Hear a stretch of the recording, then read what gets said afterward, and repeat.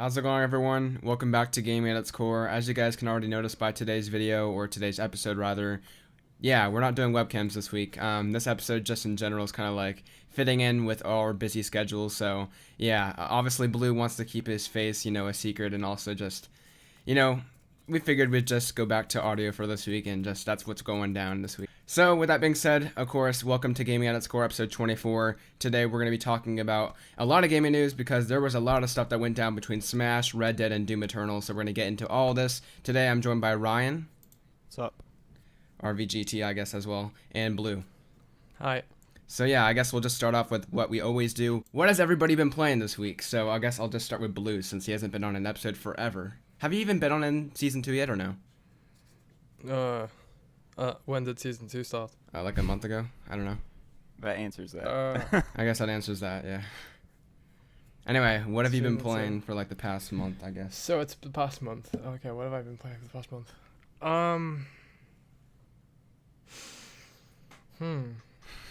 Yeah, I think I did. Yeah, okay. So I started doing the wait, did I talk about Last Guardian on the last episode? I don't think you did. I think you started that after we did. Yeah. Because you were on the season finale, that's right. And then a week later, we decided to do the season 2 thing. So yeah, you can mention Last Guardian and whatever games you played since then as well. Yeah, okay, so it's Last Guardian onwards. Yeah, I played Last Guardian start to finish, and I really enjoyed it. I thought it was fantastic. I don't really agree with people when they say the controls are shit. I found them fine. I mean, I'm completely okay when control schemes are unconventional. I think people just have a lot of issue when jump isn't on X or whatever it is, but the control scheme's fine. And the game was really good. I like how it's like a combination of Eco and Shadow of the Colossus. So like Eco is about forging a relationship, and then Shadow of the Colossus is like scaling massive mythical beasts, and then this one's like Kind of forging a both. relationship with a massive mythical beast. Jesus Christ, I can't talk today. So yeah, I beat that. I thought it was really good. And then straight after that, I started my like a Kingdom Hearts replay marathon thing where I'm just gonna play all the games back to back. In the 1.5 collection and the 2.8 collection, I'm currently on Birth by Sleep, which means I've played Kingdom Hearts 1, Rechain of Memories, Kingdom Hearts 2, and I've watched the movie of 358 Days, which is just cutscenes and shit, and now I'm like 10 hours into Birth by Sleep. And they're still really good. They're still just as good as I remember. I enjoyed Kingdom Hearts 1 a lot more than I used to, and I certainly enjoyed Kingdom Hearts 2 a lot more than I used to. I think the combat system's like one of my favorites ever. It's so good. It feels so smooth, but it's also mechanically complex, especially like it's not normal. I would recommend difficulty levels, but playing on critical mode on Kingdom Hearts 2 is like, oh my god, it's such a good example of how to test or how to showcase your mechanics by using specific difficulty levels, because it brings out the fucking best of the mechanics. Like it can be argued that it's a little bit button mashy on lower difficulties, but on crit modes, especially with bosses and stuff, you really have to use all your options, because there's so many options in Kingdom Hearts 2, with your drive forms and with your magic abilities and stuff. Like I found myself leveling up my drive forms early on, so I had all of movement mechanics available, and so you can literally just fly through levels that you don't need to really bother backtracking through. So yeah, I really enjoyed it, and then that's pretty much it, I think, because I bought Rayman Legends on Switch like the other day. I saw you playing it on Switch. Yeah, I only played like an hour just because I just wanted to buy it because it was on sale. Me and Raymond have like a love-hate relationship. That platformer triggers me at times, but yeah. Oh yeah, last week I beat it on Wii U, because I went back in December when I replayed Donkey Kong, and I played them both together, and I enjoyed it so much more, because I had the same reaction when I first played Rayman. Like I just didn't enjoy it. Yeah. But then I gave it a second chance, and I loved it, and then playing it again now, I really enjoyed it. And Yeah. I didn't realize that you have when you have the costumes for Rayman, Oh with yeah, the yeah. Ubisoft icons, I didn't realize there was a Splinter Cell one. I've always used the Mario one. Mm-hmm. So that's cool. So yeah, I played that for like an hour, and then that's pretty much it. Nice. Yeah, I was going to talk about the Last Guardian controls. I played the game like a year and a half ago. The controls, I liked like climbing in that game, how you have to actually hold down buttons, and if you like let go, you're going to fall. Because like a lot of games now, you just press X and you're like sticking to the wall. In terms of like grabbing barrels, it does feel a little bit clunky in some aspects, but I agree. Like things like triangle didn't really mess me up. It was more like, I don't know. just the other things that like throwing barrels and stuff are kind of like clunky to me. But I don't know. It's been like a while since I played Last Guardian. I kind of want to replay it. Yeah. I remember like certain things like the camera like going into the wall or sometimes like annoying, but yeah. I don't know. Sometimes it'll get stuck if you're in closed off locations, but that only happened to me twice, and it didn't annoy me because there was no enemies. So like I wasn't really that bothered by that either. I understand. This is the thing with Team Eco games, is that they're designed very for specific people who will tolerate that kind of stuff. Yeah. And I understand why a lot of people won't, because mainstream controls just don't play like that. Like, you can tell this was made with PS2 thinking, if that makes sense. Oh, dude, that has like PS2 written all over it. Like it feels like you're playing like Shadow of the Colossus or something. Yeah. Yeah. So, but I personally don't have an issue. I think Team Eco's games are all fantastic. So it never really bothered me. I think it's personally the best. Did you ever on PS4? Yeah. Did you ever get to the water room where you had to like make I forgot Trico's name. Yeah, Trico go underwater with you, like go for that little hole. Yeah, and you have to hold on to his tail. Bruh, that like. Okay, yeah, that was the one area in the game where it was like, dude, he for some reason he would go under, because you have to take him under like a tunnel and then come out the other side, but he would always go through the tunnel without me on his tail. That was the only bit in the game where I was like, okay, this is annoying me a little bit, but again, that was only a minor thing. Yeah, that actually made me like quit the game for a month. No joke. But yeah, I guess that's all it. Ryan, how about you? Yo, Trico low-key freaks me out, I'm not gonna lie. But that's why I play the game for like 10 minutes, and just like the scale of that game, like when he walks up to you, it's like, nah, I'm not playing this anymore. Bro, you should play the VR then. No, that's a horror game. Are you kidding me? No way, man. No, I've just been chipping away at Red Dead. I have one more mission until you finish John Marston's objective, and then there's kind of like the epilogue. Then there's like epilogue part 2, but yeah, just working on that really, and hopefully a way out next. But right on. Red Dead Redemption. I'm sure we'll be talking about that later on in the podcast, at least the sequel that is. Hell yeah, man, that gameplay. Woo. I will say one thing about Last Guardian though that I did find legitimately wrong with the game. No, I'm not a frame rate snob by any means. I do care about frame rates more than most people, but I'm not a frame rate snob. Like, I'm not gonna not play a game that I want to play if it's got a shit frame rate. The Last Guardian has an abysmal frame rate. It is so bad. At least on base models. I don't know what it's like on the Pro. It's so bad on base models. Yeah. I could not believe it. It was dropping to like single digits. Yeah, I remember that. Like in certain areas, it was not ridiculous. Like super. I don't remember it being super common, but when it happens, like it can get you killed. You can like jump off an edge or something. Oh man. Yeah. One thing I will say about The Last Guardian, that's like the best thing about that game. It's like you're a little kid and you're like in this huge entire like fortress temple. I don't know, whatever you'd call the thing, like ancient civilization kind of freaking, I don't know, world. And like the scale of that, not only like Trico, but just you climbing around in like this huge area, man. It's still like one of the best feelings. I guess I'll move on to what I've been playing with this week. I haven't been on the podcast for 2 weeks. I don't really remember what I played last week much. I'm sure it was like a lot of casual games. This week I decided to check out Dead by Daylight. I played like a couple matches of that since it was free on PlayStation Plus. Pretty fun game. I noticed that like I'm getting teamed up with other PlayStation Plus casuals that don't know how to play the game like me, but they're like way worse than I am. Like I once had like the killer like come near me and like just walk around me and like didn't even notice I was there. So it kind of took me out of that game. But it is a pretty cool multiplayer game. I've been playing that with my cousin a bit, and probably will like play that for like the next couple weeks ahead. So that'll be pretty cool. But the main game I've been playing as of like yesterday is Dead Cells. I bought that on the Switch, I believe, yesterday, and I probably already have like 5 hours on that game. Like I've been like absolutely loving that game. It's so fun and addicting, and just I don't know. Like Hollow Knight, I bought like 2 months ago, and I really like that game when I do sit down and play it. But it's kind of hard to like boot it up. But with Dead Cells, it's kind of like really easy to pick up and just go and just do what you want and just constantly make progress towards your character. For those that don't know, like it's kind of like a roguelike and the Metroidvania kind of like smashed into one in a way. I'd say it's more like a roguelike, but it does have some Metroidvania kind of like influences there. But yeah, man, I've been really liking that game. Definitely gonna be playing it probably like as my main game for the next week here, and really have been liking it. So yeah. Besides that, I'd say maybe more Dark Souls 3. Actually, that's right, more Dark Souls 3. And I'd probably say that's about it. Dark Souls 3 and Dead Souls. So yeah, those have been my 2 games. Both of you haven't played Dead Cells, right? Not yet, at least. No. I'm gonna buy it. Yeah. Yeah.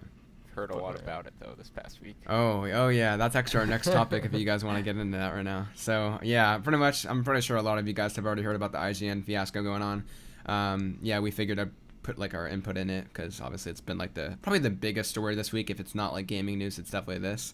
And pretty much, obviously, Philip Meeson from IGN got caught plagiarizing a smaller YouTuber's review of Dead Cells, and yeah, obviously Philip works at IGN, so it's like a lot of controversy, about giving a game a 9.7, and obviously working at like a big outlet like IGN and making money as a job for reviewing games and doing these sort of things, and plagiarizing obviously is like probably the biggest offense I'd say in terms of journalists. Just stealing work like that is probably like the biggest offense. But yeah, so Philip Meeson was laid off or just fired, I guess you could say, from IGN. He made like a response video a couple days ago. I believe it was like on Friday. That even got more negative attention. Honestly, I think that did worse than it probably did worse for him. Honestly, When you start the video with the YouTube, I mean, like, come on. Yeah, exactly.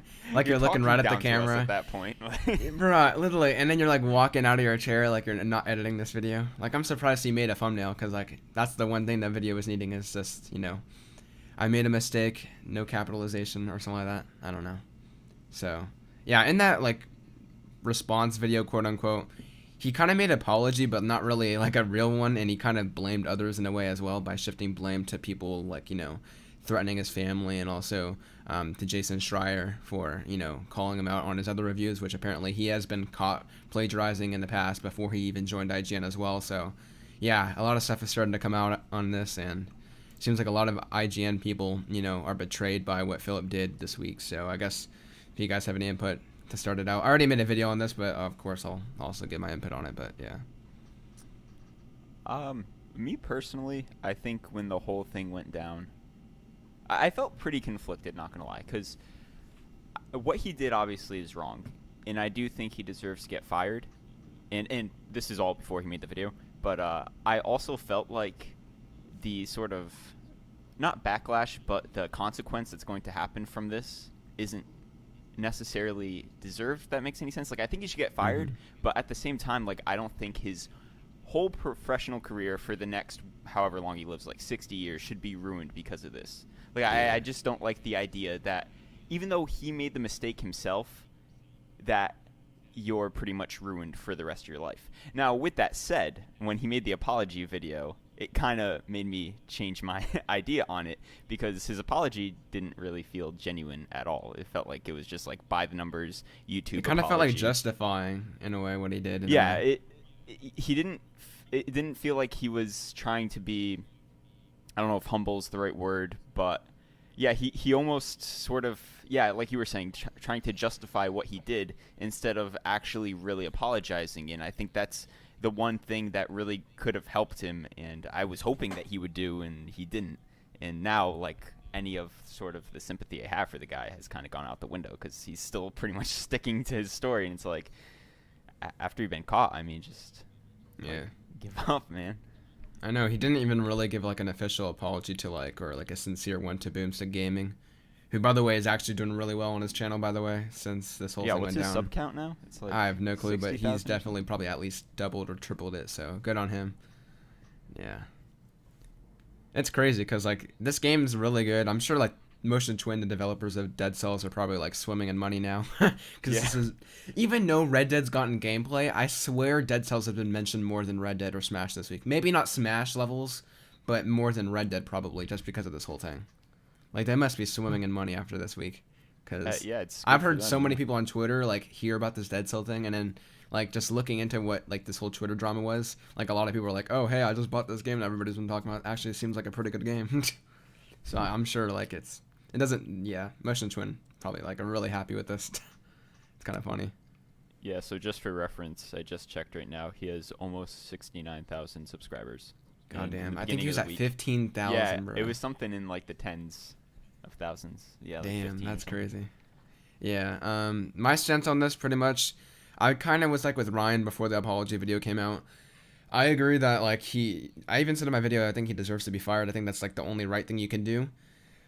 And I also believe that, you shouldn't really be kicking people while they're down as well. Like, I don't think, like, all this freaking hate on him is really necessary.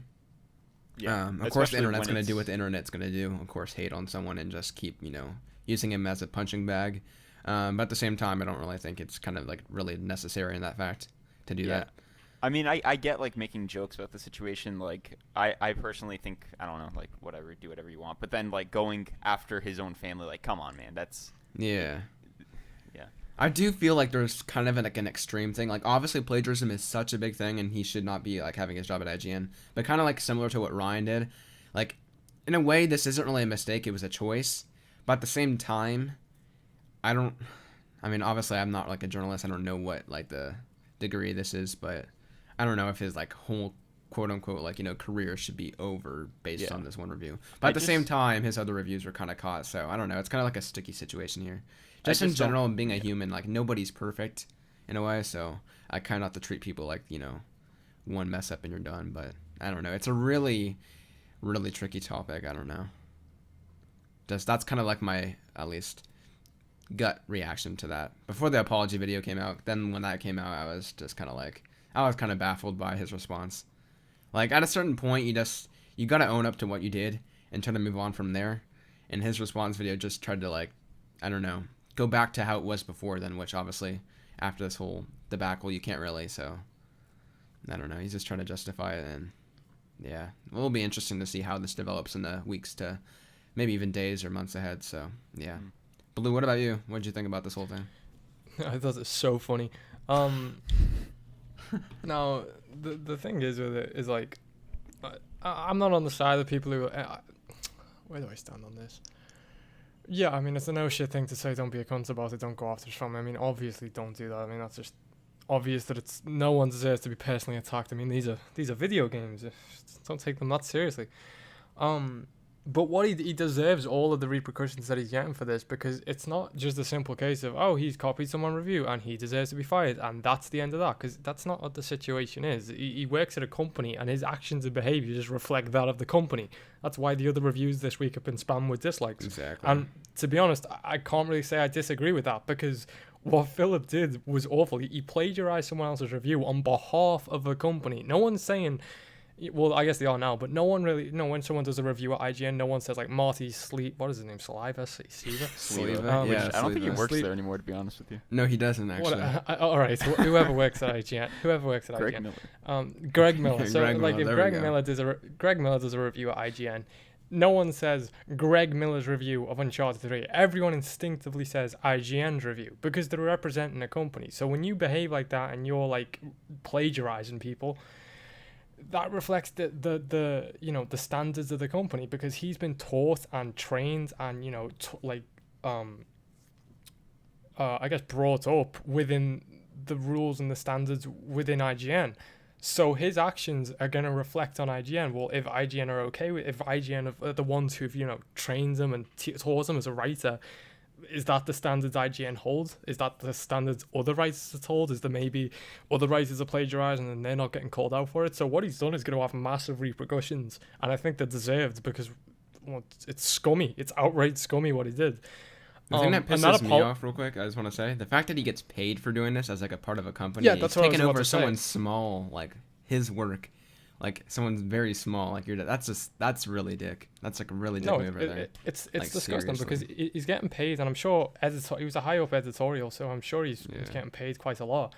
And it's not just a case of, like, he's plagiarized. It's massively disrespectful, because I'm sure there's thousands of other people who'd love to be in his position. I wouldn't, because I mean, I don't like journalists and Metacritic and all that scores crap, but I empathize with people who review at these sites, because it must be hard work. I understand that reviews are hard. They're not easy. People paint them as easy. They're not, because you have to deal with repercussions. If you're obviously, if you give a game a 10, you're going to get called out for well, you got bought off. If you give a game a 5, you're going to get called out that you're biased or you were in a bad mood or something. And I'm sure that happens. I'm sure that, they have to review so many games in such tight deadlines, in such, like, intense work environments, that I'm sure it is hard. And I'm sure that some of them, like Philip, obviously, have been tempted to do something like plagiarize, because it just makes their lives easier. And I get that, because it's obviously not easy, especially when you're maybe writing reviews for games that you just don't enjoy. I know I couldn't do it. If I don't enjoy a game, I'm not going to play it, so I can't review it. So I empathize with these guys who write at these companies, even though I don't agree with the reviews and scores and crap. But like, don't resort to that because that's just the nature of your job. That's what you signed up for. That's what you wrote the contract for. So you just got to grin and bear it or get a different job. It's just crazy coming out with a review like that because like at the end of the day, that's not your review. Like you're writing on behalf of IGN. That's not your thoughts of the game. Like that's completely like goes against the whole point of a review. You're giving away Boomstick Gaming's opinion of the game and just giving it a 9.7. It's just that's crazy. I mean, I don't think Boomstick's review was that good anyway. So I thought it was funny. That's why I thought it was funny because he plagiarized a pretty bad review. You think it was bad? But yeah, it was such a like stating the obvious about the game and stuff. It wasn't really. It wasn't that good. Oh shit! But I thought it was decent. Just to give my own opinion. I liked Boomstick, it. come on the podcast. But anyway, that's our Boomstick, topic. come on our podcast, man. Yeah, the apology video was awful. That was like textbook what not to do in this situation. Everything he did in that video, never do that if you're in that situation. You're obviously not going to be in that situation, but if you're in a situation where you have to apologize, don't apologize like that. Don't do it. Coming into a video and starting it with a sigh, that just makes it sound like you're being forced to do it. It's so cliche too. Like that, like cringe already, for me. Stand up, turn off the camera. And it already makes it seem like you're just making something for like like a scripted apology video. Like who actually comes up here in a video and like sighs before they're about to do something? I don't know. Maybe I'm nitpicking, but everything just written like I'm gonna plan this out and like it doesn't seem genuine at all. Yeah, and he said like which is the thing you need to do in this situation is gain trust, and you're not gonna do that by a video like that. Well, exactly, and I think you can tell it wasn't genuine because he wasn't thinking about what he was saying. It looked like it was unscripted because he was saying like it wasn't intentional.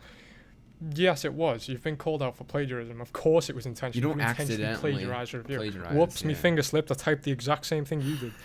Exactly.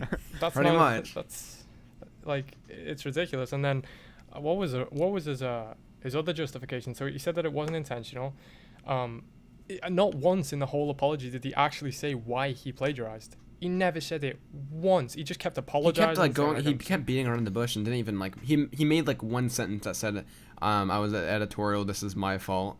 But like even that, like it didn't seem like, oh, I screwed up and I copied someone's work. He never like really said anything about that. And like for the rest of the 3 minutes, whatever that whole like response video was, he didn't really even mention it ever again. He just talked about what everybody was doing to him and to stop. So like everything was just kind of like telling people to stop like harassing him instead of like actually giving a formal response or like a, genuine response back. The thing that probably annoyed me was when he started like firing back shots. Like he started playing the victim card and then started like calling out Kotaku and stuff. I was like, I mean, I don't like Kotaku, but when he started saying, try and look through the FIFA 18 review. I hope you find something. And then they found something. And then they actually did find something. I found that hilarious. They found another review too. Isn't there like 3? Yeah, they found like it was like a Metroidvania thing. Oh yeah, no, it was Metroid, not Metroidvania. I don't know why I said. Oh yeah. And then the funny thing is apparently I think it was like Engadget that he copied. They accidentally said like R was aim instead of L, and Philip's review also said R to aim. Like he copied them and they made a mistake, and then he copied that mistake in his own review, which obviously like right there was obviously like he's caught red-handed, and it's crazy because like the people calling him out, or he's just kind of like blocking him on Twitter now. It's just this guy obviously doesn't care, or if he does, he's not making a he's obviously not giving us a reason why. So he just dug himself in a bigger hole.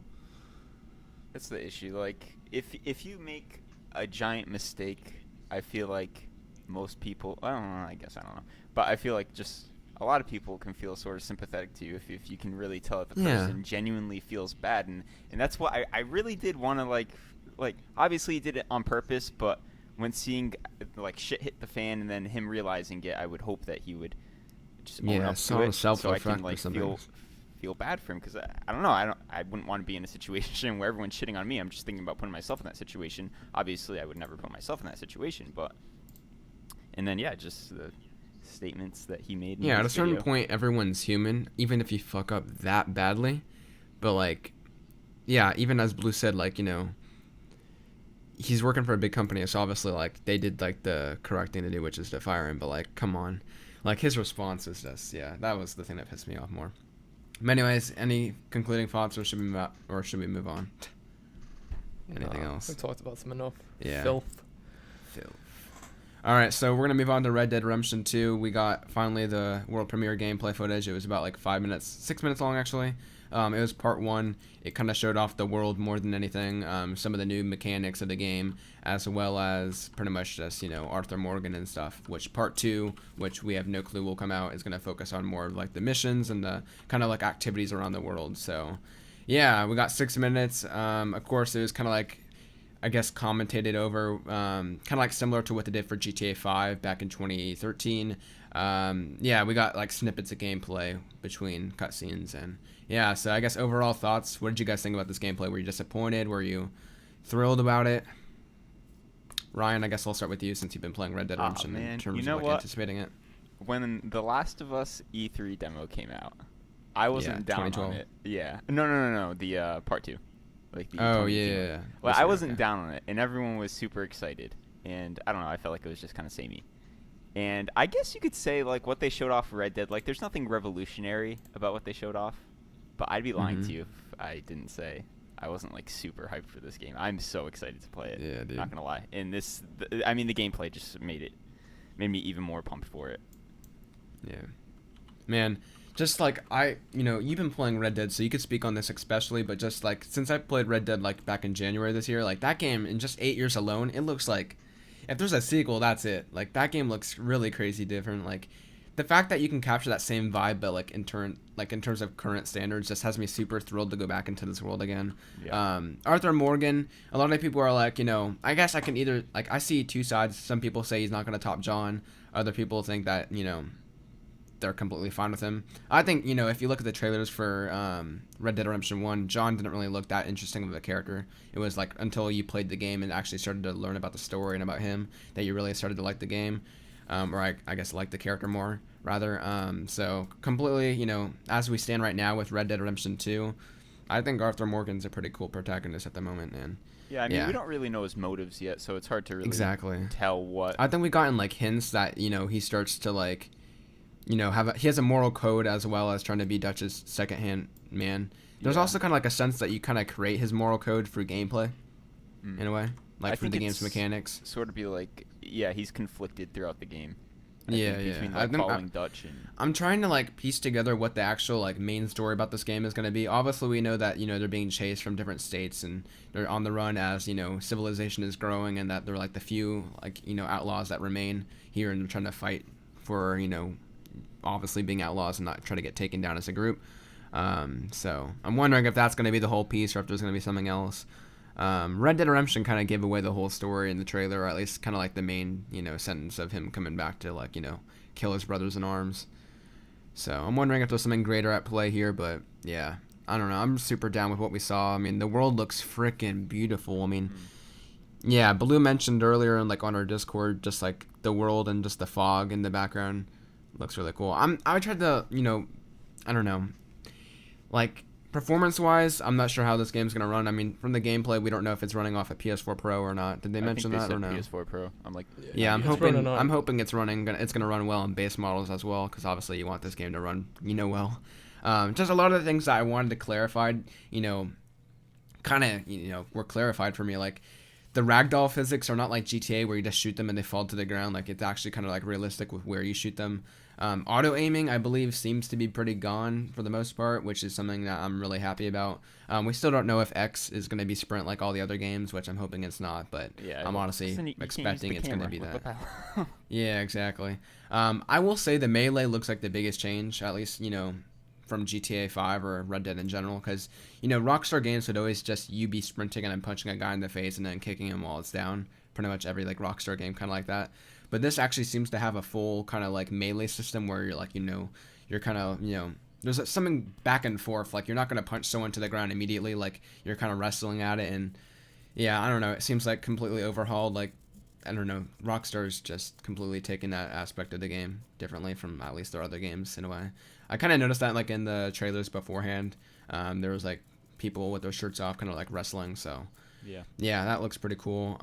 Just in general, the game's obviously really similar to Red Dead 1 and what you're doing, obviously, in the world around it.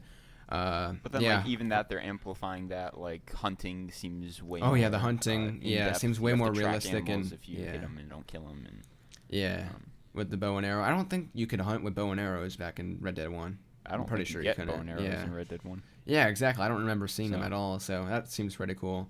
Yeah. I feel like there's a lot more diversity in terms of the world as well, like the biomes and everything. Yeah, Like, I I mean- can go on and on about the 6-minute gameplay we got. Like, I really am down for this game a lot, and I can't wait for it. But Yeah, I'm interested to see how far they go with like how you interact with the world, like talking Yeah. to civilians. I know they said like you can interact with sheriffs or robbers or whatever and escalate or situations diffuse, or yeah. diffuse. Yeah. So I wonder. I mean, I'm assuming it's just gonna be like one button press, and then it's sort of just a roll of the die in terms of like the Yeah. game if the person responds well or not.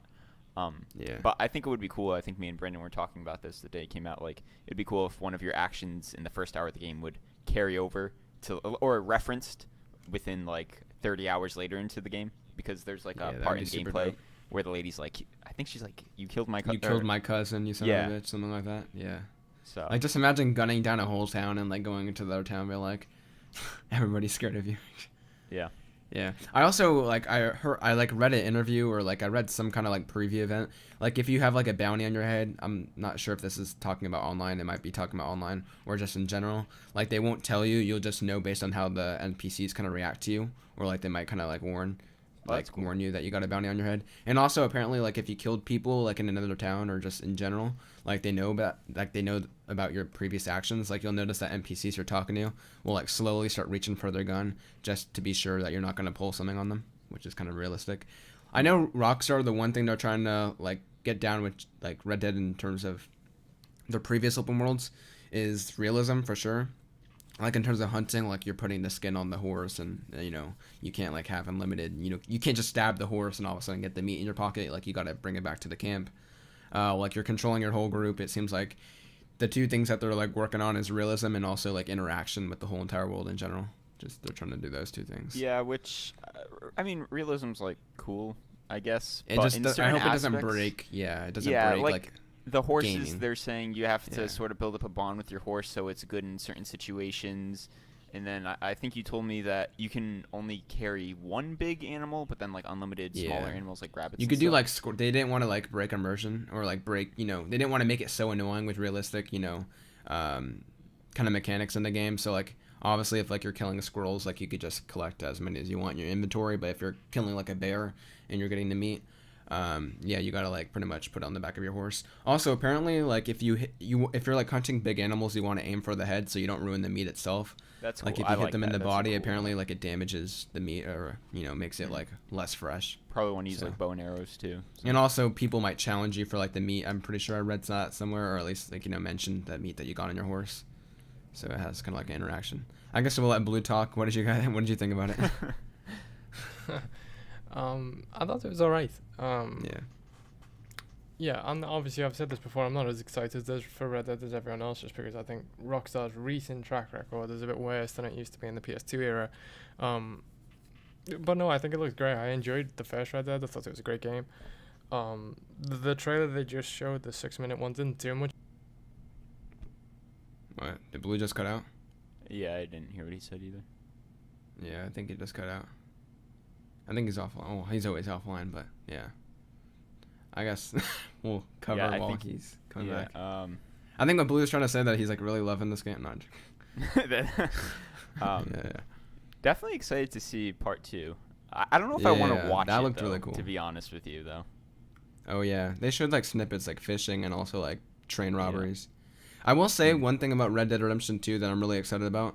Like you're seeing this game and it's kind of like, you know, whenever you see footage of games, you're always like, oh wait, I can't wait to play this like next year, you know, or like 2 years away. But it's really cool to like look at this footage of Red Dead and like the whole world and get excited for it and know that you're playing this in like literally just in like about less than 3 months, like 2.5 months away. And you know Like, that's that's the crazy. game you're going to get, too. Yeah, you know at this point that's gonna be the final product in a way. Unless It's not Rockstar's gonna get like, downgraded.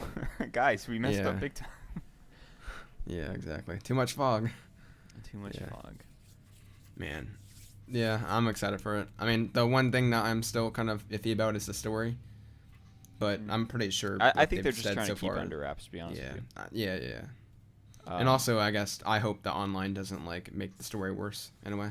I don't Because think GTA so. Online was like kind of not like a focus, but they obviously put resources towards that, and it kind of felt like GTA 5 story was kind of lacking or just the campaign in Yeah, general? I mean, in GTA 5 story, I felt like it was just a bunch of heists stringed together with like minimal story.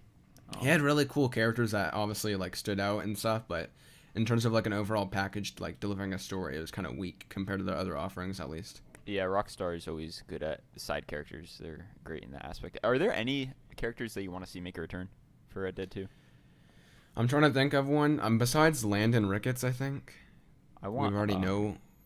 we already know frickin' Uncle's coming back. We know obviously John Marston and his family. Yeah. That weird. Remember that strange man? The side like mission in Red Dead 1, Is it the guy where that he kind of like flies? hints. No. Yeah, he kind of no. The strange guy in like a tuxedo and like a town hat. And he kinda, like, I'm hints just at mainlining it John's now, death. but I think I remember him the first time I played it. Mm-hmm. Yeah, he's kind of like the weird guy that like John Marston shoots at him in the end of the like side mission, and he doesn't get hit by it. Mm. Like he's obviously can't die. I don't know. It's a weird side mission, but like apparently he knew him from the first from him being in the gang. So I wonder if he's gonna make an appearance. But in general, that side mission was kind of like I don't know. It felt like that guy was not real. It felt like it was like illusion or something. So yeah. Other than that, like a lot of the characters that I liked in Red Dead 1, like, the skinny blonde guy obviously won't make a return since John meets him in the first one. Oh, the scientist. Bonnie McFarlane and his family. It would be cool to see maybe the dad of Bonnie McFarlane, because obviously they had that land for, like, years. Yeah. I want to see maybe Nigel West like a younger- Dickens. Not gonna lie. Nigel West Dickens. Oh, yeah. Yeah. Oh, yeah, the old guy. That would be really cool. Yeah.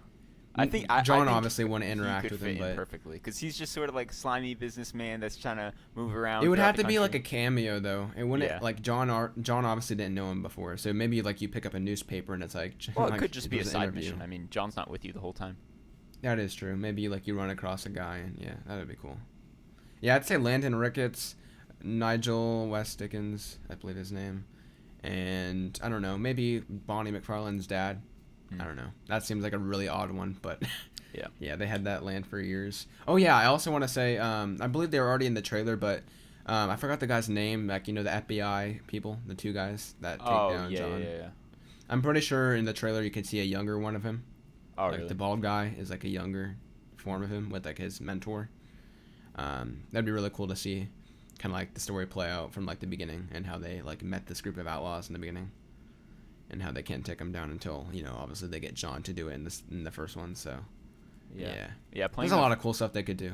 Playing the first one again is just really making me excited, because they just it's constant references to John Dude. and the old gang, and now it's like Literally, I don't know, The first ones they only talk about the past. yeah. I don't even know what they're gonna do in the third game. Where are they gonna go from here? Do you play as Jack in the Yeah. future? I don't know.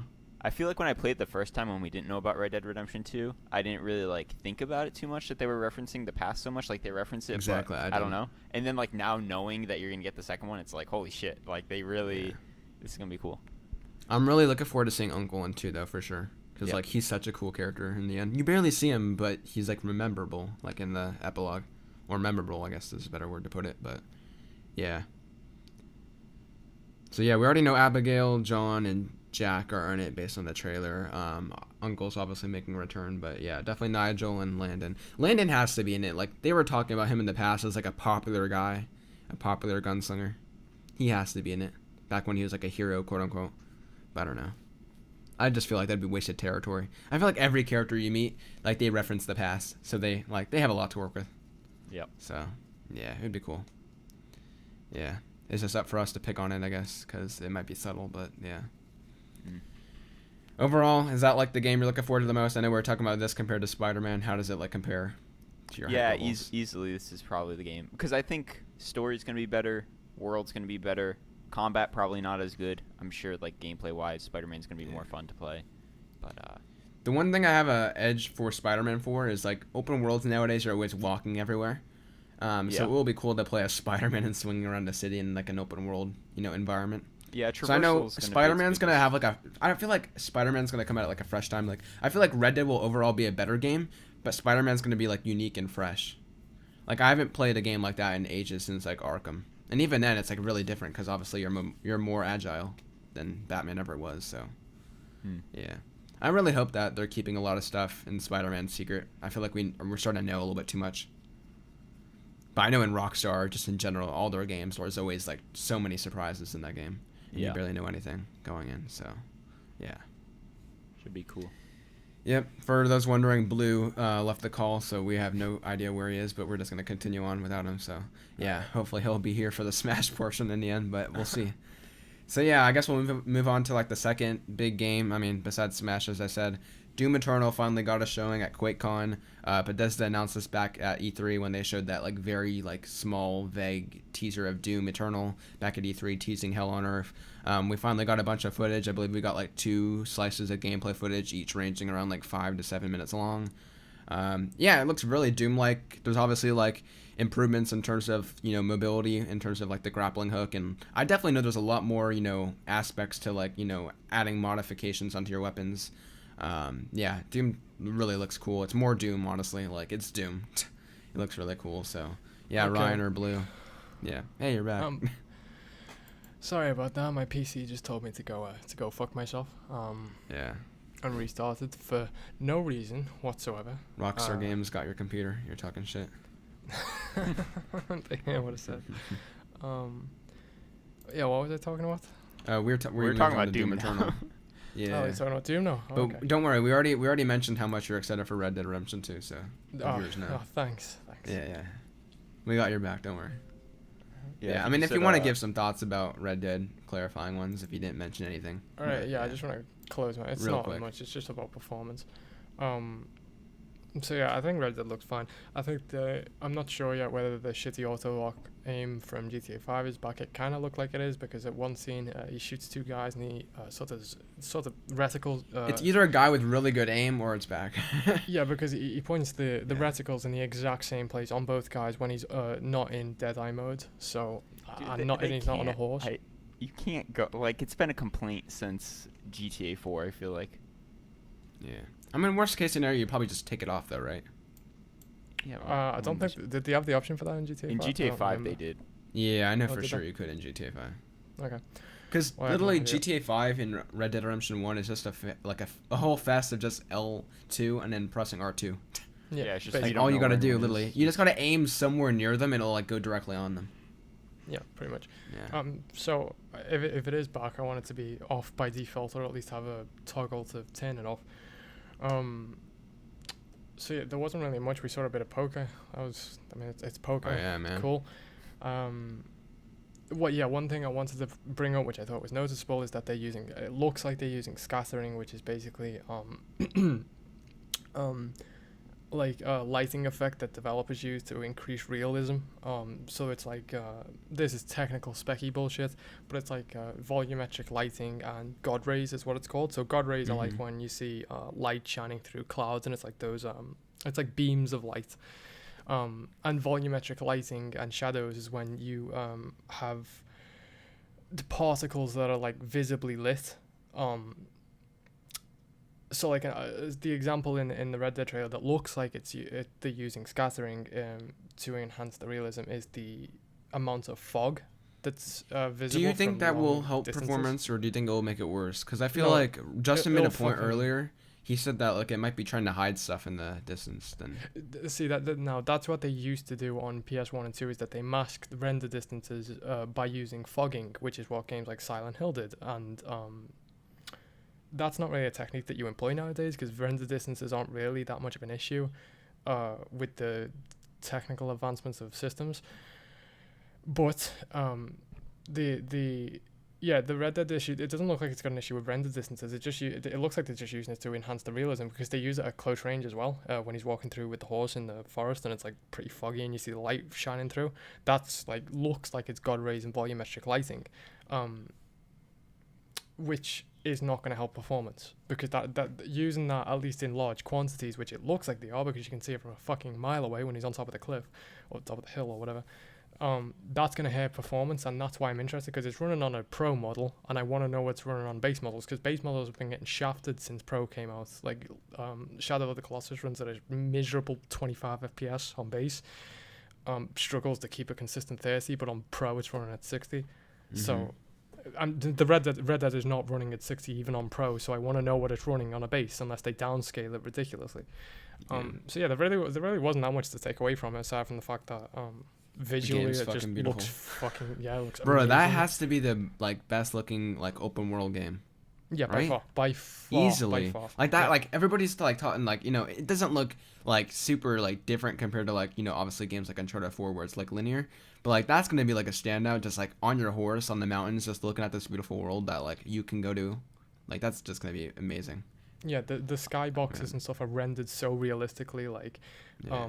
the color composition and the fucking like it looks like they're using scattering, so it's just the whole thing is just gorgeous. But Yeah, if they can gameplay-wise, get there that wasn't- game to run like performance-wise good, like I'm gonna be freaking pretty sure thrilled. OG Red Dead ran at like it ran between 20 and 30. I'm sure this will be the same, Yeah. but that's not going to be too much of an issue personally Yeah, because we'll see. Yeah, it'd be nice and the to footage keep a it looked locked, good, but it might be just the pro models. But yeah, yeah, exactly. It'd be nice to keep a locked 30 or at least a base 30, but I doubt it because it looks so good, and I doubt that base models can handle that. I also want Yeah. to see them. I know they're not bringing it to PC for now, but I want to see them bring it to PC eventually, just with like a remaster or something. 60 I don't care. FPS, bro. just- Yeah. yeah, just Oh, put you it mean on Red Dead PC. 1? Yeah, no, the Red Dead 2. Just bring it at Oh, some point okay. because they did it with Yeah. GTA 5. Yeah. So I yeah, bought 3 it copies looks of good. GTA I'm just 5. not that. I'm not like through the roof like everyone else is. Like I'll get it eventually, Yeah. but yeah, Yeah. it looks great. But No, that's a day one No, for it's me. I on think the 3-day ones for me are like, well, I'm gonna get a lot of games day one this year, but like in terms of like must-have quality-wise, it's definitely gonna be Spider-Man, Red Dead, and Smash for me. yeah, But yeah. I'm still gonna get Tomb Raider and Spyro probably day one as well. But yeah. Anyway, we'll move on to Doom Eternal because we started that before Blue came in here. I don't know how I'm gonna do the time codes then, but yeah, yeah. So No, just I guess start it we'll when you started talking about it. yeah. So yeah, obviously I did the introduction. I guess I'll do it really quickly here again. Obviously, Doom Eternal was shown off at QuakeCon. Game looks like Doom. Looks really cool. We got like 2 chunks of 5 to 7 minutes of gameplay. Most notable differences are that, you know, mobility-wise, it seems like it got a rehaul in terms of, you know, mobility and modifying your weapons. They showed a grapple hook. You know, I believe it was attached to his double-barrel shotgun. Like a flamethrower on his left hand and some other cool, like, you know, different stuff that you can add to your Doom experience. The game looks really cool. It's more Doom. Just looks better. So, yeah, I guess Blue, I'll start with you. What did you think of it? Because I know you had opinions earlier on the Discord. Ryan's gonna leave now, by the way, just for Yeah. anyone listening. So Ryan has left. The It's podcast. fine. We only got a viewer topic left in Smash after this, so No, it's well, We're then good. it's fine then. yeah. Yeah, I thought Doom looks fantastic. It looked really good. Like my my first reaction to the trailer was negative because I was like, at first, when I saw the introduced grapple hooks, I was like, oh, because the problem with Doom 2016, the biggest problem by far is its pacing. It's got fucking whiplash pacing. 1 minute you're bouncing between demons, next minute you're looking for a green skull key to open a door. Like the pacing just stops immediately. And then when I saw they were introduced, because it's so fast, because it's the gameplay, you're bouncing between enemies, and then automatically you're doing some slow, tedious shit. You would just have to get like to another room of rooms enemies. full of enemies, and then you get to like the second floor, and it'd be vacant at times. Yeah, exactly. But in That's- this, it just seems like they throw everything at you, which seems more like Doom. yeah, exactly. And well, that's the thing. It's more like a classic Doom and Doom 4. Because when I saw the grapple hook, I was like, oh, they're speeding it up again. Is it going to have double the issue of what Doom 2016 had? But at least based on this footage, it looks like when you move from room to room, there's always enemies scattered about, which is going to fix the problem. So the grapple hook isn't going to be an issue because it's going to make airborne enemies a lot more fun to deal with. And especially with the new weapons that they added and stuff, look awesome, like the flamethrower and the fucking swords at the end. Yeah. Oh, So, yeah, I but forgot about that. that's gonna make airborne enemies so much better to deal with. Like, I also noticed they added in a bunch of new enemy types, which all look fucking fantastic. Yeah, a lot of them look different for sure. Like Yeah. I played Doom just like 2 years ago. I guess everybody did, but yeah. Yeah. And the good Easily thing about noticed this is we're going to hell, so aesthetically it all looks fucking gorgeous. It's so Yeah. nice looking. It's The I first wanna see one how you it weren't runs in on hell. Switch. You were like in some kind of like space ship, right? Or Yeah, you're you like, were, yeah. and then you'd be on like different, just different islands and then spaceships. You're on yeah. Mars in Doom 2016.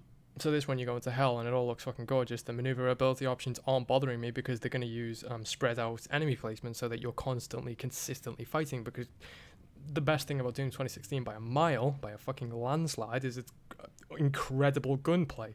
And that's what kind of carried Doom 2016. So like, looks like they've just doubled down on it, but fixed the issue of Doom 2016 where it's not going to have the whiplash fucking pacing. and it's just going to be consistently paced, which is awesome, and that's going to massively support all the new Additions, weapons and new enemy types and the jacked up speeds of the game. It looks so good. It looks so good. It's also coming to Nintendo Switch. Like, they announced that right away as well, so that's cool. So that's hopefully day and date, it's going to be by Panic Button, the people that did the first port of Doom. For the Switch. So, yeah, overall, I think there's only positive around this title. I think if you are negative, it's just that it's, I guess if you're negative, then you obviously probably didn't care for the first Doom one. 2016. Yeah, I was going to say that, yeah. And so, yeah, it just looks better. So, yeah, I guess from there, I think they said 2019, right? So we can expect this next year. So maybe May. I'm guessing maybe May. I mean, they showed quite a bit of footage, so I'm guessing it might be the same kind of like slot they did for the original. So, yeah. Mm-hmm. I guess we'll move on to the last two bits. So we got a lot of viewer topics this week, but we're probably going to only do one since there's so much news to talk about this week. So we picked one, and that was by Cleric Eric. He did like one of those pick two, kick two. So yeah, this one was really tough, or at least, it was a really good one. So thanks, Eric, for that. He said pick two, kick two, and the 4 choices are Red Dead Redemption, The Witcher 3, Bloodborne, and Dark Souls. So obviously kind of like Souls-like and open world-like. So yeah, I guess I'll let you start, Blue. What would you pick? I'd put it, yeah. Bloodborne and Dark Souls. I'd pick Bloodborne and Dark Souls and kick Witcher and what's the face? The other one. What was the other one? Red Dead Redemption, yeah. Yeah, I'd kick those two and keep Souls and Bloodborne. Yeah, I'm surprised you kicked The Witcher 3. Not gonna lie. I like Witcher. I just didn't like it when I went back to it because I had to get footage of it because I was gonna do a video on it, but it didn't. Yeah, and I didn't like it as much, and I loved the Soulsborne game. So yeah. I think for me, this is kind of easy because 2 of them I haven't really played much of, and I played the other 2. So obviously Red Dead Redemption I'd pick, and Bloodborne I'd obviously pick. I loved both of those games. The Witcher 3, I have nothing against it really. I played like 5 hours on my PC. I still want to play more eventually, but to me, like, it generally didn't hook me, or I have a lot of problems with single player games where I can't really finish them if I'm not really like super into them. So if I have like a long playtime of a game, that means I really enjoyed it. So I guess it's like 2 very different stances there. So I definitely kick The Witcher 3, and I'd probably kick Dark Souls because I haven't played it yet, so I don't think I can, pick that, obviously. So Bloodborne and Red Dead Redemption, kind of easy for me, so. Yep. Yeah, that was pretty good, though. I could see, I think if we guess what Ryan picked, I definitely think he would have picked probably the first 2. Because the thing about Ryan is he hasn't played... Kick Bloodborne and Dark Souls. Yeah. Because I was going to say Ryan has not played a Souls game. Yep. And I know he loved The Witcher 3, and he loved Red Dead Redemption, so I'm pretty sure. Yeah. Yep. So that's Ryan. I mean, I guess we could fit in one more viewer topic there. So yeah. Superman said thoughts on game as a service. So things like I almost said Bloodborne, and I have no idea why I almost said Bloodborne, but things like Fortnite, I guess you could say. Destiny, in a way, I mean, it's paid, but it's still, I guess, games as a service. You give minimal content at launch, and then you just expand from there. Yeah, no, that's games as a service. Yeah. Yeah. What are your thoughts on it? Do you like it? Do you? Any examples of it doing right? Any examples of it doing badly? I guess there's a lot of it doing badly, but. I guess. Yeah. Look, I don't actually have any issue against games as a service. I don't think, like, everyone wants to paint it as the fucking worst thing ever. But the thing is with games as a service is obviously brings a lot of people a lot of joy. It's not going to be the predominant business model that companies use. Everyone's saying that doesn't know what they're talking about. That's a good topic in general. Like, people say single player games are dying, and that God of War proved everybody wrong. But like, come on, man. It didn't. There was like you said, there was like one executive at EA and maybe someone at, I don't know, another company like Microsoft. Yeah. And then everybody acts like it's the Bible. It blows my mind that people even push that narrative to begin with, because where people get the idea that single player gaming is dead, it just goes beyond me. Like, has no one played games last year? Star Wars Battlefront came out, and it was like a big popular game, and everyone was like, oh, single player games are dying. Why does that conversation even need to be had when you could literally debunk it in a second by just listing all the single player games that came out last year, or the year before, or the year before that, or this year? It's such a fucking stupid. It makes no sense. Not gonna lie, like, even games nowadays are probably, like, single player games in general are probably selling the best than they ever have been before. Because I think gaming in general is like doing really well at the moment, obviously. Yeah, it's hitting the mainstream a lot more. Yeah, exactly. Yeah, exactly. Anyone worrying about it, just do your research. Like sure, Fortnite's popular, but that doesn't mean it's gonna kill every game that's a single player game. Like, that's just stupid to say.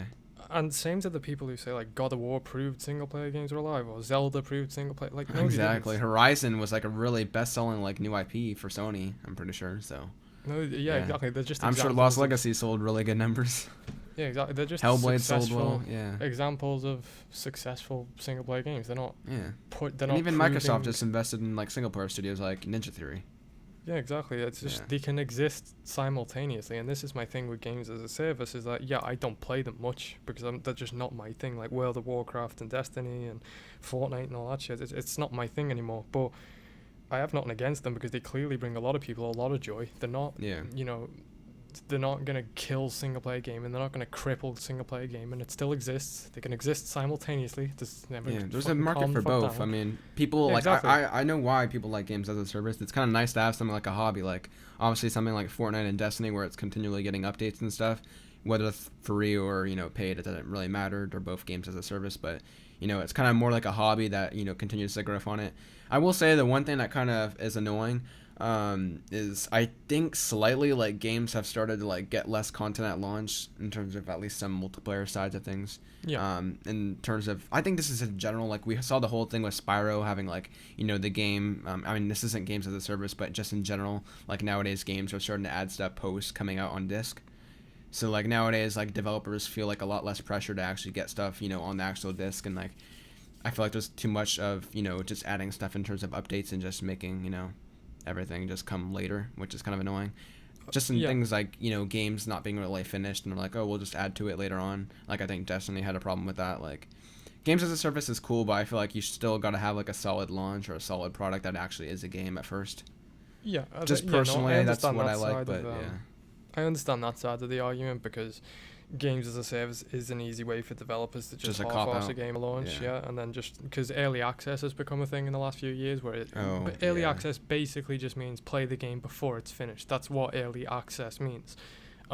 So that's just an easy out for developers to just put a game out unfinished and people will accept it because it's a common practice.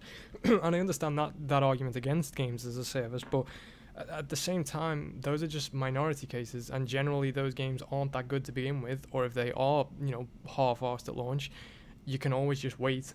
Rainbow Six Siege is a games as a service, and that game was unfinished as fuck at launch, and look at it 2 years later, it is massively successful as a competitive game because it got supported like fuck. To give a recent example, No Man's Sky, especially with the next update, like that game was a lot of really people shallow playing that at game now, launch, and now it's like, that's one thing that kind of annoys me. I mean, it's not an excuse it's to good that it's doing good give now, devs a pass to half-ass at launch, but again, it's not that big of an issue because those are minority cases, and if they are minority cases, then don't pay attention to those games because there's other games to play.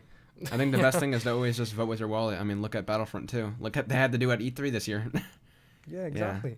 And that's the thing is like if a game is half-assed and you want to complain about it, that's fine, but the thing is, your time is infinitely more value than any of these fucking games. You don't live for that long, so spend it doing shit you enjoy. If a game comes out and it's half-assed and you want to complain, that's completely okay, but there's other games to play. Go and play something else until it's finished. Yep. It's not that big of a fucking deal. Perfectly said. So yeah, in terms of games as a service, I think that's pretty much our thoughts on it. We kind of gave like everything around it, but yeah. Personally, not for us, at least. Not for us, really. Nothing against think we're it, both but kinda single don't player really guys, care about it. Yeah. Yeah, they could both live on. Both sides are kind of healthy in the market right now. So yeah. All right, so we're saving the big blowout for last. Smash Bros. Got a direct on Tuesday, on Wednesday. And man, was it a pretty big one. So yeah, it was like 7 a.m. for me. I believe, Blue, you watched it at like, what, 3 in the afternoon? Yeah. And yeah, it was pretty good. I mean, this came after like their big E3 presentation where they talked about Smash for 25 minutes. So some people were kind of annoyed that they did a direct, straight after that, E3 showing and showed off more Smash. But I think we can pretty much, the general conception is if you don't like Smash, you're not going to like it. But if you do like Smash, this was like a really strong showing. So yeah, we got like what? I guess I'll let you go into it. You know what they showed. Yeah. So I'll let you do it. Holy shit, right. This was easily my favorite direct they've done since the Switch launched because it was so good. It was so well paced. Every announcement was good. Everything in that thing was good. They were really playful with it as well with the character reveals. I loved it at the end. But I guess we'll get to that. Yeah, they killed off Luigi, very playful. Yeah, it was awesome. It was just nice to see that side of Nintendo. So they started off with I've got the direct up here. They started off with Luigi with his fucking Luigi's Mansion thingy, vacuum. Yeah, from Luigi's Mansion, and he's walking around a castle from Castlevania, and he's fighting fucking. This is just, oh my god, it's such a brilliant way to introduce death. Not to mention, that didn't even feel anything like Nintendo. Like, it felt like straight out of something like either a horror game or just... It was like a CGI freaking cinematic thing. Yeah, these really cinematics unlike that they're using Nintendo. for character reveals are gorgeous. But yeah, it was a good way to introduce Simon Belmont, which was the new character. The original character that are introducing... Simon looks like a good tier character. His range looks really good. I like the way they've got little fan servicey bits in there, like he can, he can spin the fucking chain and ball. He can, he's got the same walk as he had in the original Castlevania games. He looks awesome, and as a fighter, he looks really viable. So yeah, I think he looks fucking great, and I think that they showed off so much of Castlevania. Like, they have 34 pieces of music, which is awesome. They've got so much Symphony of the Night music, which is Not to mention, like, the stage itself looks pretty cool. Like, I believe they said Dracula can appear, like a chance to appear. Yeah, so I think Dracula's a stage hazard and a boss, which I'm sure the boss will be for the single player mode, whatever that is. But I love how they introduced other villains from the series. So like, they had he's not called Frankenstein, but it's just easier to call him Frankenstein. They had the werewolf, they had Dracula, and then at the end they had Dracula like fired a, I don't know, what is the attack called? It's like a fucking, I'm just gonna call it a fireball.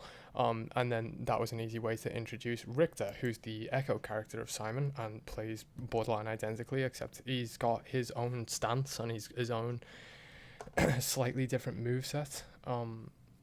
Yeah, and I thought it was really exciting to see both of them in the same game, and they have Alucard as an assist trophy, which some people were disappointed about, but I mean, he's a fucking PlayStation icon. I don't see why he would be a original character. I think it's a perfect fit for him to be an assist trophy.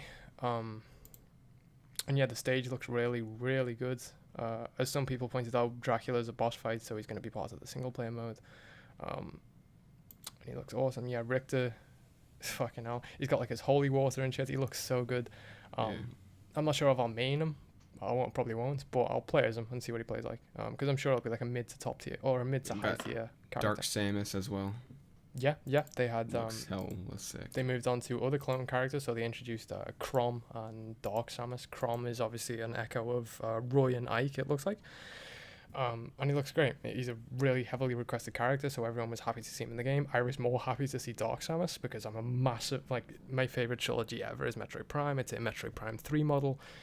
Which they also need to port to Switch sometime, please. Yes, please. Well, I guess not port, but remaster, please. Yeah, but oh yeah, and they teased Kid Dracula at the end of the Castlevania bit. But yeah, Dark Samus is in the game, and she looks so good. She looks so good. Put aside the fact that aesthetically she's gorgeous. It's a model from Metroid Prime 3 and she looks beautiful. But the thing is, at least mechanically, she looks so much better than regular Samus, because regular Samus's issue, in Smash 4 at least, was that she was too slow. She doesn't have a proper stance, and her dodge roll was really bad. But Dark Samus is the complete opposite. Her stance is fantastic. Her dodge roll is normal, thank God. So it's not going to have that fucking same issue. She looks a lot faster. Her bomb bouncing bounces her to the side instead of upwards, which means she's going to be easier to get back on the stage. That is, like, the fact that she has a normal dodge roll is just going to boost her from like a low to mid tier to a fucking high tier instantly. Yeah, and Final Smash looks great. The remix music that they had was awesome. So yeah, she looks fantastic, and so does Crom. Looks great. I'm happy for people who wanted Crom, but it's like the 7th Fire Emblem character, which is like, okay, that's it now. Can we stop with the Fire Emblem blue-haired fucking sword characters? But yeah, there's like 7 in the full game, right? Yeah, there's 7. So. But to be fair, they play differently, and yeah. Personally, I think I'm going to use Ike out of all of them because his up air attack is awesome. I haven't played a Smash game since Brawl, so like a lot of this is kind of like so much shit. Like 103 tracks. So anyone who plays tracks. Smash like remotely competitively, this is all like moveset bullshit. But the funny thing me and Blue were talking about is like, how are they possibly going to ever top this? Because like they have everybody here and they have more. Like, how are you possibly ever going to top Smash Ultimate without going back to Smash Ultimate and just doing more than that? Yeah, so that was the thing about this direct. They went over the numbers of things. So they have, obviously, they already announced at E3 that they have every character returning, which is so good because that means, and they've made tweaks to them. And and it looks like, at least from what I read on the patch notes, is that all the on the tweaks that they're going to do is that most of them look great. Like Shulk is my main in Smash 4. He looks like he's been tweaked, his issues fixed where he's a little bit slow and his recovery's a little bit slow, but that's all fixed now. His agility's been increased, it's easier to switch between Monado arts and things like that. The big number that shocked everyone was the stage count, which is ridiculously 103, which is just madness. Don't Big understand. Double what Smash 4 was apparently by the graph. Yeah, with well, DLC one more included. than double, yeah. With DLC as well. That Yeah, thing had so DLC. Smash 4 with DLC. I don't know if was- Smash Ultimate will get DLC. You think it will? Yeah, I think it will. That'd be I crazy. think it will. Because it's How are going they to gonna, sell. are there even any characters to add at that point that are like relevant? There's a few left. So I think the ones that people want now, with Geno is probably the next one from Super Mario RPG on the SNES. A lot of people are just asking for Echo fighters, so they want Zack from Final Fantasy VII Crisis Core. They want Shadow from Sonic. They want Ren from Street Fighter, who's going to be an Echo of Ryu. So yeah, everyone's just asking for Echo fighters at this point. But some of the original characters, people want Western third parties, which I don't think is going to happen. Everyone wants Banjo-Kazooie and Rayman. As anyone? Oh yeah, wasn't it like Microsoft rumored at one point to like make an appearance or like help out with Smash? I doubt that's happening now, but yeah. No, I don't think that's going to happen. It never happens. But the thing is, which they announced in this direct, is that Shovel Knight is an assist trophy. And that is a Western third-party indie character, which is huge, but he's a Western character. So that opens up the door to other Western characters. Maybe as fighters, he is an assist trophy, so maybe it's just they're going to add them in as assist trophies, like Rayman or something. But I'd love to see them get in as fighters. Personally, I want to see Chrono get in. Hollow Knight. Hollow Knight's got Bro, no they chance. should do like some. If I was like working on Smash, I'd do like a DLC that just has like indies. So I'd have like the girl from Celeste. I'd do freaking the guy from Dead Cells and like Hollow Knight, and just Yeah. and also Shovel Knight as like an actual playable character, and just Shan- have like an indies DLC because like you know how they're doing an indies thing, just Yeah. like they appreciate them. Put like 4 or 3 indie characters in like Smash. That'd like be DLC. awesome. I could see That'd be Shantae freaking getting cool. in. That would work too. As an assist trophy. But yeah, that'd be great. That won't happen, but that'd be funny. That'd be cool. No, I mean, it it won't could happen. happen. I mean, they're supporting indies more than ever, but I don't see them making them. I mean, Shovel Knight says an assist trophy, so I guess anything's on the cards now. I think the most likely. I don't think other indies other than Shantae could get in, just because I think Shovel Knight's. Bro, if heavily- Shantae gets in over freaking anybody like the people I just mentioned, I'll be pissed. Yeah, it's just because she's more popular than those ones, and like that's the thing is like Shovel Knight's like the most popular indie in like the last 5 years. So like him getting in was like a slim chance, but the fact that they must be buzzing. Like, who's the studio? Yacht Club. Yacht Club. Yeah. They must be Oh, buzzing okay. to have their character from a fucking Kickstarter. Bro, imagine project having your represented. indie like Kickstarter character in freaking Smash. Like, damn. Ridiculous. And some people are disappointed that he's not a fighter. There's like a slim chance that he ever was in the game at all. The fact that he's in is ridiculous, and people are complaining about him not being a fighter. I get it. And but, he's like, the first Western, right? yeah, he's the first Western character in a Smash Brothers game, and the fact that he's an indie character, or Western third-party character, and the fact that he's in the game at all is a miracle. So people Yeah, saying bro, like, anybody's why on the isn't he a cards fighter? now. Yeah. So it opens up a lot of possibilities. Then they moved on to the stage shit, which was 103 stages, they did this thing with like 300 plus with Omega and Battlefield versions. It's 103. Omega versions, okay, I can understand that because it's flat planes, but Battlefield is basically the same as Omega. It's just got platforms. But that's a ridiculous number of stages, especially considering that they're probably not done, because there's like, I think there's 15 stages that are still likely to get in from the older games. And then there's DLC and shit, so yeah, that's ridiculous. They announced a stage morph feature, which I love the sound of, where you can pick 2 stages and it changes from one to the other. So you can pick Luigi's Mansion and then it'll morph into Bayonetta or anything. Pokemon Stadium or something like that. And I think that's cool. Yeah, I think that's such a cool feature. It's obviously not going to be used in competitive play, but I don't care. That's completely for people who play Smash casually, just to change. It gives like a nice variety. Like, yeah, exactly. I think it's cool. it can kind of get boring playing on the same map after a while. Not like you're gonna get bored after playing like 100 different stages, but well, no, it's just just a adds good that way to extra spice things up. variety. Yeah, Yeah, exactly. exactly. Because if you're playing on a stage that you like to play on, and then you get switched to a stage that you don't, and then you that's know it so well, interesting. and then it's like kind of like meeting in the middle in a way. Yep. And then they moved on to music, which was, again, absolute nuts. They said there's 800 tracks in the game, or more than 800, and 900 if you include menu themes and things like that. That's just fucking crazy to me. I think this is gonna be my favorite soundtrack of all time, just because it has like every other soundtrack ever in it. And also, you can play this in like handheld with the screen off, so you can use it as like a freaking music player, which is pretty neat. Yeah, which is cool. But I mean, it's not gonna be functional because the Switch lasts for like 3 hours. Exactly. Yeah. Well, I mean, I doubt it's gonna run that. Like, it's probably not gonna drain it that much if you're just playing MP3 files or something. No, yeah, I suppose it could last for a few more hours. But like, no, that's really like, cool. Yeah, I would hope like 3 hours of music would not be 3 hours of Breath of the Wild equivalent. Yeah.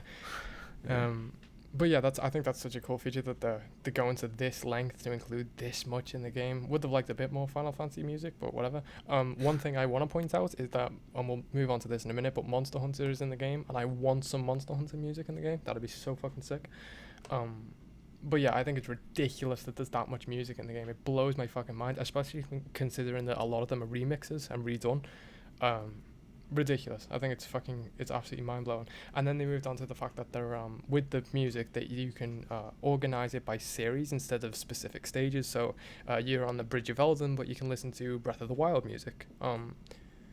That's really cool because I wanna listen to that Breath of the Wild 2017 trailer music on every stage. Oh, bro, that'd be sick. I know what trailer you're talking about too. Yeah, the January Direct one. Yep. So yeah, that blows my mind. There's so much music in the game, and I love how the series that I like. It's ridiculous. They've even ordered them into like what franchise they come from, which I think is really nice. The UI looks gorgeous. They're also like teasing like a mode that's kind of yet to be revealed. Possibly story mode. Yeah. So there's they revealed the UI. The UI looks clean, thank God, because the Smash 4 UI is awful. This one's really clean. I think the colors pop. I like the way they contrast with the darker background. I like the way it's all neatly organized with all the things that need to be on screen.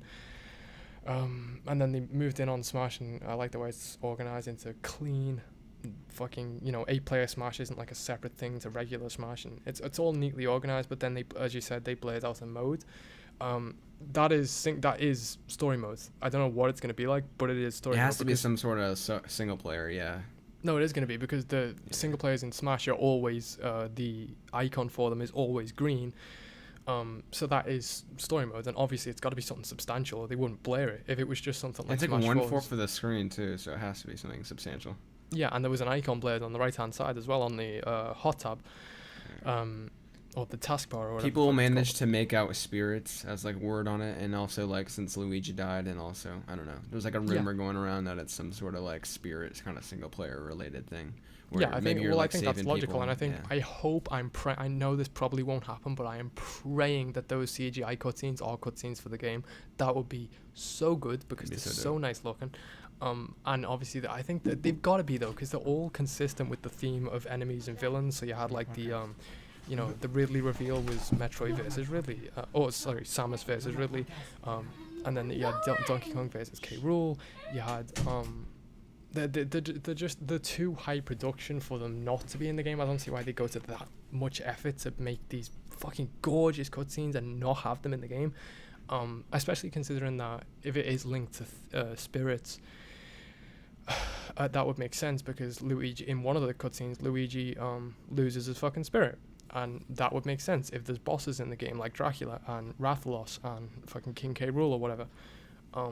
And the fact that they talked about streamlining how you unlock characters, that would be a good way to streamline it. Would be to make basically just a better version of Subspace Emissary, because Subspace had great bosses, but it had shitty level design. So if they made a better version of that, that'd be awesome.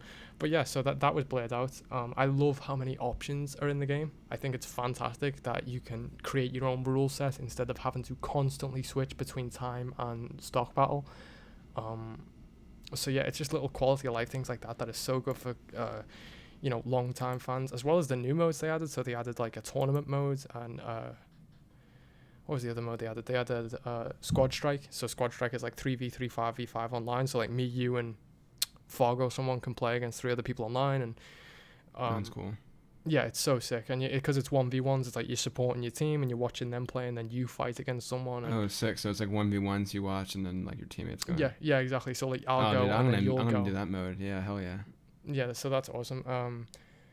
Yeah, so Squad Strike looks cool. Tournament mode looks great. It should never have been removed in the first place. But what's so good about it is that it's not online only, it's offline as well. So you can choose there's up to 32 players available, but you can choose to have up to 31 AI partners, so you can play it offline basically.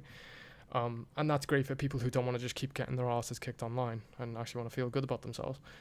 So it's local, online, and you can just play by yourself, CPU wise. Yeah, basically. Dope.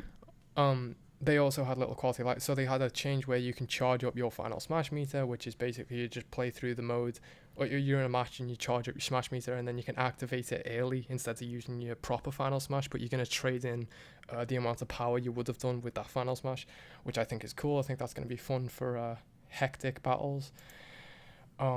There's so many assist trophies in the game, like Zero from Mega Man is in the game. There's a lot of shit in general in the game. There's so much. It blows my mind. And what blows my mind even more is that there's so much stuff that we don't know about. Just imagine like carrying that cartridge and just knowing how much shit's just in that small thing. It's fucking ridiculous. And Nintendo were generally good with compressing their file sizes, so there's potential that this will fit on the card as well. I think the rumors were it's like 15 gigabytes. That's fucking hell. It blows my mind. And what blows my mind even more is that how much effort goes into this. I know games in general like take more effort to make now or whatever, but like, holy Christ, with how much stuff is in the game, all the stages, like 103 stages, and we're not even done yet. All those stages having stage hazards, animations, all the characters need balancing, the fucking thousands of trophies that are going to be in the game, all the different modes. It's madness. Definitely their best online showing. I think this is going to be Switch's best game. If all goes to plan, I think this could at least easily be the best online game on at Switch. least, yeah. So they have a proper trainer mode as well, which is awesome because I hated the trainer mode. I was telling you this, they should do like Mario Kart Ultimate as well. Oh yeah, with all the tracks and stuff. Yeah, that'd be dope. It'd be dope. Classic mode's coming back, which is great. It's just a pretty standard classic mode, which is exactly the way I wanted it to be. There's a lot of new Pokemon in the game, which I like. I like some of the items they've added look sick, like Death Scythe, so you can instantly KO players who are like, I think it's above 100% damage. That's OP, and then, kind of. Yeah, it's so funny. And then you have the mushroom, which you can reverse people's controls, which is going to be so funny to take the piss out of people doing that. Was there any This looks more? like a good fun Smash game for sure. It looks like that. If I don't like saying games are, good before I play them, but this, if all goes to plan, at least based on what we've seen, it's gonna be such a fucking good game. They have Ditto as an assist trophy, or as an item, which I fucking love, because he got cut from Melee. He was supposed to be in Melee, but he wasn't. He got cut, and now he's in the game, and he looks so sick because he can replicate what your character's doing, and so fucking cool. And then they moved on to the final. Well, they moved on to the Monster Hunter bit. So Monster Hunter's a boss fight. I want to see. I would pray for a Monster Hunter stage with like. There's so much potential for that, and having other monsters as assist just an trophies and engine things. F like grabs you in the middle of the battle, just KOs. Yeah, or just like flying over one of the environments or something. It's so sick. But he's a boss in the game. And then they moved on to the UI bit, which is like it all looks neatly organized. And this is the thing that stood out to me that blows my mind. You were saying before that there's so much content in the game. Blows my mind. We haven't seen the blurred out green single player thing, which Spirits, I don't know what it is, if it's a full subspace kind of single player thing. We haven't seen much of the online. They didn't show what modes are going to be in it. They didn't show. We're still 4 months out, so they still have like marketing plans for sure, which is exciting. There's so much stuff in the vault. They haven't shown off any of the collectible trophies, how many of them are going to be in the game. And then in the games of Morbid, they still haven't shown, is trophy run going to come back, is Smash run going to come back, mini games and things like that. There's so much stuff we don't know about. And then they moved on to the last reveal, which was King K. Rool is being added to the roster, which everyone's wanted since Brawl, which is so fucking cool. And he looks great. I love how he's got I love how they trolled, like they had King Day. Take off the costume. It was so. I loved how playful they were with it. It was so good. Yeah. I love it as moveset as well. He looks like he's for people who are fans of Donkey Kong Country, they're gonna be buzzing with him because he's got like his crown throw from the first game. He's got his blaster gun from the second game. He's got his boxing gloves from Donkey Kong 64, and he's got his final smash is from Donkey Kong 64 where he blows up the islands. It's so good. He looks so good. And that was pretty much everything. But Smash looks ridiculously good, and I like the on a competitive level the tweaks they're making to certain characters. Pokemon Trainer looks like he's been buffed, which is awesome because I want to play as him. Shulk's had his agility issues fixed. Dark Samus looks like she's going to be completely... I hope she's a high tier character because that'd be so fucking sick. And then Bayonetta and Cloud, they've been nerfed, which was very needed. And then in terms of just very quickly, just inside the technical, mechanical side of bullshit things, it's exactly what I want it to be. It's faster than 4 Brawl and original. It's closer to Melee, but not quite as fast. It's a lot more aggressive. Offensive options are prioritized. They fixed the issue which Smash 4 had, which was juggling and dodge spamming. Now you get punished for dodge spamming, which is awesome. That's going to stop fucking amateurs coming in pissing everyone off. They also added directional air dodge, which means juggling's not going to be a thing, specifically with Cloud and Rosalina. And yeah, I love what they're doing with the game. I think they're doing everything right. And again, I don't like to get hyperbolic before a game's out, but if everything turns out the way it should, if this game lives up to its massive potential, this could easily be the best Smash game and the best game on Switch, personally. Yeah, for sure. So yeah, definitely I'm gonna so do excited that with Odyssey and Breath of the Wild for sure. Yeah, so excited. December 7th. Imagine if this was if all the rumors were true back in the day and like this actually came out next month. That'd be crazy. That would have been so good. But this is the thing, is that I'm kind of worried it's gonna get delayed, possibly, because They have to hit it. I think they're gonna. I think they're gonna really push themselves to hit it. It might get delayed like a week, because the thing what happened with Smash Brawl is that like 3 months before it was out, they announced Subspace Emissary, like the full campaign mode, which they are doing with this game, and then they delayed Brawl by like 2 months, I think it was. So I hope that doesn't happen again. But I think Sakurai's worked so hard on this game. I think he's gonna push the team to get it out on time, because it's coming out at such a good time, like just before Christmas. You think they're one holiday title alongside Pokemon? So like if this does get delayed, it's gonna be like an uproar, more than Red Dead. Yeah, but I think they're going to push themselves really hard to meet it. And I think it's crazy that we possibly have another Smash Direct worth of information before the game's out, as well as like character reveals in other Direct. Yep. So yeah, it looks so good, and I'm so excited. So yeah. Sweet. So yep, that's our thoughts on this week's episode. A lot of gaming news, a lot of just controversial topics, and some cool viewer topics. So yeah, appreciate all the viewer topics. Appreciate you guys for watching the podcast up until now. If you're still watching this, make sure to leave a like on the podcast if you enjoyed it, and of course give us your viewer requested topics, feedback on the podcast, and questions in general. So yeah, it's been me and Blue. Ryan was on this episode earlier, but yeah, I had to leave midway through. But yeah, of course, we appreciate it as always for sticking through this episode and watching week by week, and we will see you next time on Gaming at its Core, episode 25. Thank you guys. See ya.